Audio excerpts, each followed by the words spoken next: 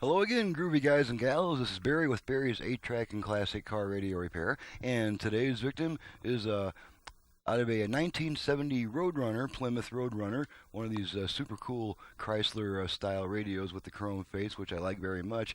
And this one is from Kelly in Indianapolis, Indiana, and he has requested that the conversion be wired to his original connectors, which, as I've mentioned in other videos, is doable, except that the power output won't be nearly what the unit's capable of after conversion. Power output would be roughly equal to the original radio. And then he's also requested my special little master input-output box, on which we have the 4-channel line outputs, left front, left rear, and right rear, plus a subwoofer output, and then the auxiliary inputs are down on the bottom here. They're pretty neatly labeled.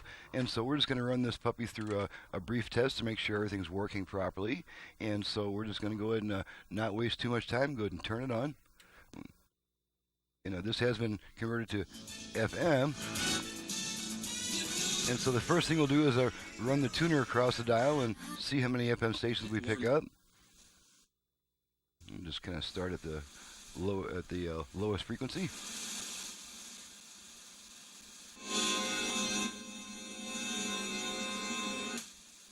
Away with things in Ukraine that they can't. And right now, here's. But each phrase can also come across.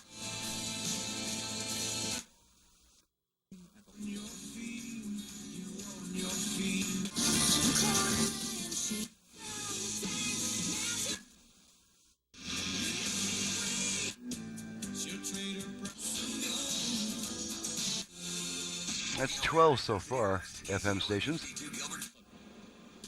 All summer long. Big part of this.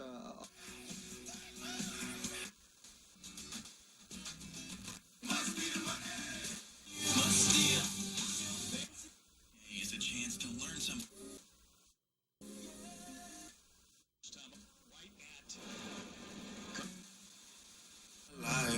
I'll usually do this.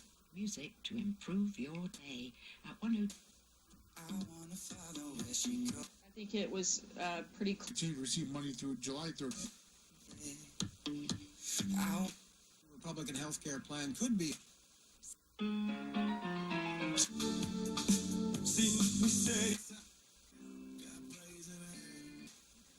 Okay, I counted somewhere between 25 and 30 FM stations, which is pretty good, of course. Second round. The final round will start. And so now we're going to switch it over to AM, and the way that we do this on a radio that did not have an AM-FM switch to begin with is we just turn the unit off and then right back on within about half a second. And now we're on the AM band, and of course we only get 1 or 2 AM stations in this small town of Prescott Valley, Arizona.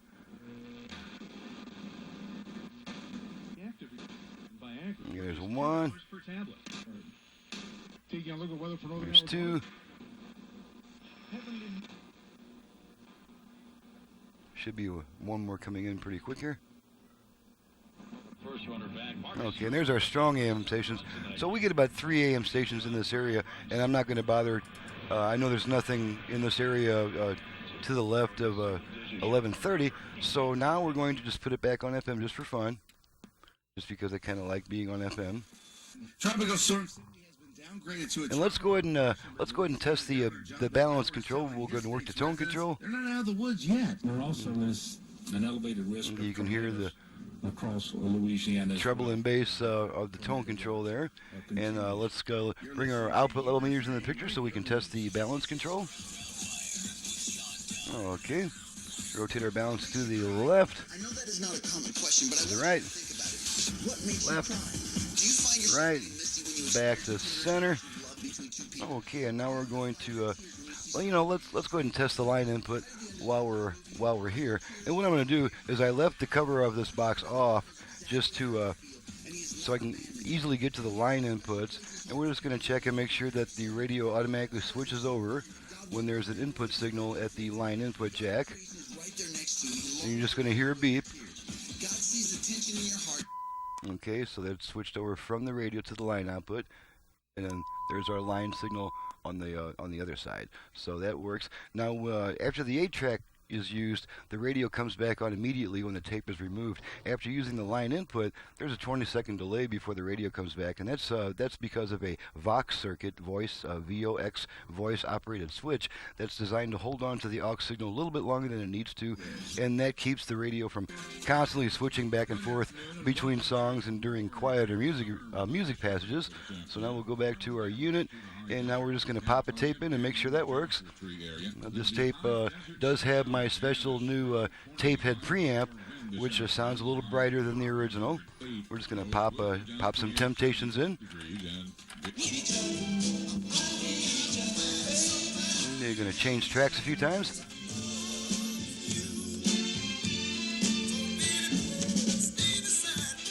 And all Chrysler units get a new motor for the 8-track because they have such a high failure rate. So every Chrysler unit that comes in leaves the shop with a brand new 8-track motor. Adjustable speed, mind you.